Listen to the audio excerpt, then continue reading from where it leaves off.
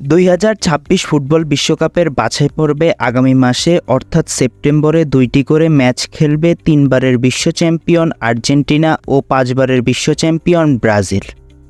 সেপ্টেম্বরের 6 তারিখ সকাল 6টায় চিলির বিপক্ষে এবং 10 তারিখ রাত 2টা 30 মিনিটে কলম্বিয়ার মুখোমুখি হবে লিওনেল স্কালোনির শিষ্যরা।